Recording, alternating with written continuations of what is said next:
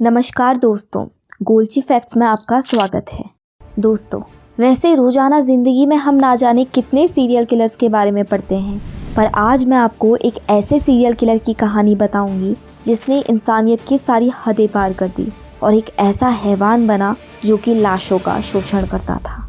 तो दोस्तों, कहानी शुरू होती है 1983 में, जब लंदन में कठोर सर्दियों का समय चल रहा था। तभी एक दिन लंदन के मसवेल हिल नाम के एरिया में रहने वाले लोग टॉयलेट ब्लॉक होने की शिकायत करते हैं। समस्या मसवेल हिल के नंबर 23 क्रेनले गार्डन्स नाम की कॉलोनी के फ्लैट्स में आ रही थी। समस्या सुनते ही एक इंजीनियर वहां पहुंचता है, ब्लॉकेज ठीक करता है और वापस आ जाता है। वापस आने के बाद इंजीनियर अपने स्टाफ को एक बात बताता है और कहता है कि आज जब वह क्रेनले गार्डन्स में टॉयलेट ब्लॉकेज को ठीक कर रहा था तो उसे बहुत अजीब सी बदबू आ रही थी और उसने यह भी कहा कि ऐसी बदबू उसने आज तक कभी भी महसूस नहीं की थी। खैर, कुछ दिन बीतते हैं और एक बार फिर क्रेनले गार्डन्स कॉलोनी से दोबारा टॉयलेट ब्लॉक होने की कंप्लेन आती है। कंप्लेन सुनते ही एक प्लम्बर को क्रेनले गार्डन्स कॉलोनी में भेजा जाता है। इस बार प्लम्बर कॉलोनी के मेन ड्रेनेज पाइप को चेक करता है और पाता है कि पाइप के बीच में कुछ मांस के टुकड़े और हड्डियां फंसी हैं। जब वह उन हड्डियों और मांस के टुकड़ों को बाहर निकालता है तो वह देखता है कि वह मांस के टुकड़े किसी जानवर के नहीं बल्कि एक इंसानी शरीर के थे। इसके बाद सारी घटना की सूचना पुलिस को दी जाती है। चीफ डिटेक्टिव इंस्पेक्टर पीटर जे अपनी पूरी क्राइम ब्रांच की टीम के साथ क्रेनले गार्डन्स कॉलोनी में पहुंचते हैं और अपनी तफ्तीश शुरू करते हैं। तफ्तीश करते हुए वह प्लम्बर से उन हड्डियों और मांस के टुकड़ों के मिलने की जगह पूछते हैं। प्लम्बर पीटर जे को बताता है कि मांस के टुकड़े और हड्डियां उसे टॉयलेट पाइप के बीच में मिले। इसके बाद पीटर जे देखते हैं कि टॉयलेट वाला पाइप सेकंड फ्लोर के एक फ्लैट से अटैच्ड है। जब पीटर जे पड़ोसियों से उस फ्लैट में रहने वाले व्यक्ति के बारे में पूछते हैं तो वो बताते हैं कि वहाँ डेनिस नील्सन नाम का एक आदमी रहता है जो अभी ड्यूटी पे गया है और शाम को 5 बजे लौटेगा। यह बात सुनकर पीटर जे डेनिस नील्सन का इंतज़ार उसके दरवाजे के बाहर खड़े होकर करने लगते हैं। तभी अचानक डेनिस नील्सन आता है। पीटर जे डेनिस नील्सन को बताते हैं कि वह क्राइम ब्रांच से आए हैं और डेनिस नील्सन के टॉयलेट पाइप में फंसे इंसानी मांस के टुकड़ों के बारे में भी बताते हैं, जिसे सुनकर डेनिस नील्सन बोलता है कि यह तो बहुत बुरा हुआ।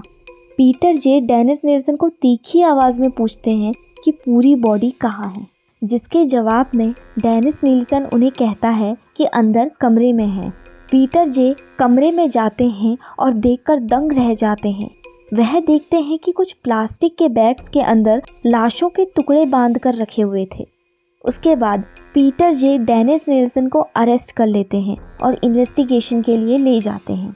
दोस्तों, पुलिस भी यह देखकर हैरान थी कि आखिर डेनिस नील्सन की ज़िंदगी में ऐसा क्या हुआ था जिसने उसे इतना खतरनाक मुजरिम बना दिया था। इसी वजह से पुलिस डेनिस नील्सन के इतिहास को टटोलने लगी। सबसे पहले पुलिस डेनिस नील्सन के बचपन के बारे में पता करती है। उन्हें पता चलता है कि डेनिस नील्सन का जन्म 23 नवंबर 1945 को स्कॉटलैंड के फ्रेसरबर्ग नामक जगह में हुआ था। डेनिस नील्सन बचपन से ही बहुत अकेले रहने वाला वो बहुत ही शांत स्वभाव का बच्चा था। कम बोलने की वजह से वह लोगों के साथ आसानी से घुल मिल नहीं पाता था। इसी वजह से उसके कभी दोस्त नहीं बनते थे। परिवार में डेनिस नील्सन की माँ, दादा और एक बड़ा भाई और एक छोटी बहन थी। डेनिस नील्सन के पिता एक सोल्जर थे और उसकी माँ से अलग रहते थे। डेनिस नील्सन का अपने परिवार में किसी से भी अटूट प्रेम नहीं था सिवाय अपने दादाजी के। वह अपने दादा से बहुत प्यार करता था और सिर्फ उनसे ही अपनी सारी बातें करता था। पर एक दिन डेनिस नील्सन के दादाजी की अचानक मृत्यु हो जाती है, जिसके बाद डेनिस नील्सन अकेला पड़ जाता है। मात्र 15 साल की उम्र में डेनिस नील्सन परिवार से दूर होकर आर्मी ज्वाइन कर लेता है। आर्मी में भी वह केटरिंग सर्विस ज्वाइन करता है, जिसकी वजह से वह बहुत अच्छी तरह चॉपिंग करना सीख जाता है। आर्मी में भी वह बहुत अलग सा रहता था क्योंकि उसके जिद्दी, लड़ाकू और घमंडी व्यवहार की वजह से कोई भी उससे बात करना पसंद नहीं करता था। खाली टाइम में डेनिस निल्सन गर्ली मैगजीन पढ़ना पसंद करता था, जिससे उसके दोस्तों को पता चला कि डेनिस निल्सन एक गे है। खैर, डेनिस निल्सन ने सभी से अपने गे होने की सच्चाई छुपा कर रखी थी, क्योंकि उस टाइम पे गे होना समाज में नॉर्मल नहीं माना जाता था। डेनिस निल्सन अपनी आर्मी की केटरिंग सर्विस में 11 साल बिताने के बाद नौकरी छोड़ देता है। बात है 1970 की, जब लंदन में गे ट्रेंड चल रहा था और लंदन के अलग अलग शहर में गे पब्स बन रहे थे, जहां अलग अलग जगहों से गे आते और एक दूसरे से बातें करते थे। डेनिस निल्सन भी लंदन के एक शहरी इलाके में रहने लग जाता है और साथ ही साथ पुलिस कांस्टेबल की जॉब ज्वाइन कर लेता है, पर कुछ महीनों बाद ही वह इस जॉब को छोड़ देता है। डेनिस निल्सन एक परमानेंट लाइफ पार्टनर की तलाश में था, इसी वजह से वह गे पब्स में अक्सर जाया करता था, पर उसके घमंडी और जिद्दी नेचर की वजह से वह लोगों से आसानी से घुल मिल नहीं पाता था। कुछ साल बाद 1976 में डेनिस निल्सन गैलिशन नाम के एक यंग गे से मिलता है। दोनों साथ में एक ही फ्लैट में रहने लगते हैं, जो कि मेलरोज एवेन्यू नाम की बिल्डिंग में था। डेनिस निल्सन का नेचर बहुत ज़्यादा कंट्रोलिंग और डोमिनेटिंग था, जिस वजह से गैलिशन सिर्फ 18 महीने बाद ही डेनिस निल्सन को छोड़कर चला जाता है। गैलिशन के जाने के बाद डेनिस निल्सन बहुत टूट जाता है और उसके घर में अक्सर अलग अलग लोगों का आना जाना लगा रहता है, पर उसके घमंडी और डोमिनेटिंग नेचर की वजह से कोई भी उसके साथ परमानेंट नहीं रह पाता। खैर, कुछ दिन ऐसे ही बीतते हैं और साल आता है 1969 की सुबह का, जो कि न्यू ईयर की पहली सुबह होती है। डेनिस निल्सन अपने बेड से उठता है और देखता है कि उसके बगल में एक टीनेजर स्टीफन हॉम्स सोया होता है, जो कि पिछली शाम को उसे गे पब में पार्टी के दौरान मिला था। डेनिस निल्सन नहीं चाहता था कि स्टीफन हॉम्स भी बाकी लोगों की तरह उसको छोड़कर जाए, इसलिए वह टेबल में पड़ी एक टाई लेता है और जोर से स्टीफन हॉम्स के गले में फंसाकर उसे मार देता है। स्टीफन हॉम्स को मारने के बाद डेनिस निल्सन अपनी पावर को देखकर बड़ा प्राउड फील करता है। उसके बाद वह लाश को नहलाता है, उसे साफ कपड़े पहनाता है और उसे चेयर में बैठाकर उससे घंटों बातें करता है।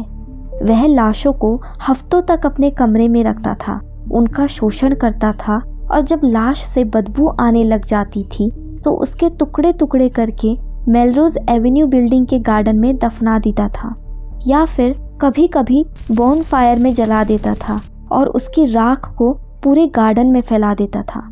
खैर, यही तरीका अपनाकर वह मेलरोज एवेन्यू बिल्डिंग में लगभग 12 मर्डर कर चुका था।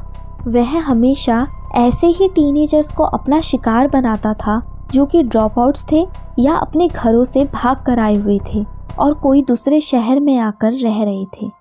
साल 1981 में Dennis Nilsen Melrose avenue building को छोड़कर क्रेनले गार्डन्स में शिफ्ट हो जाता है और दोबारा से अपने घिनौने कत्ल करने की करतूतें जारी रखता है। इस बार वह कत्ल और ज़्यादा हैवानियत और क्रूरता से कर रहा था। वह मांस को काटने में इतना परफेक्ट था कि लाश के सर को उबालने के बाद उसके मांस के भी छोटे छोटे टुकड़े कर देता था। ऐसे ऐसे कर कर लगभग 4 साल के अंदर उसने पूरे 15 मर्डर कर दिए थे। पर दोस्तों, कहते हैं ना कि बुराई चाहे जितनी भी छुपाई जाए, वो एक ना एक दिन सबके सामने आ जाती है। और ऐसा ही कुछ हुआ जब डेनिस निल्सन के द्वारा काटे गए मानव शरीर के टुकड़े टॉयलेट पाइप में फंस गए और जिससे पुलिस को उसके कत्लों के बारे में पता चल गया। डेनिस निल्सन को तुरंत अरेस्ट किया गया और उसके गुनाहों के लिए उसे उम्र कैद की सज़ा सुनाई गई।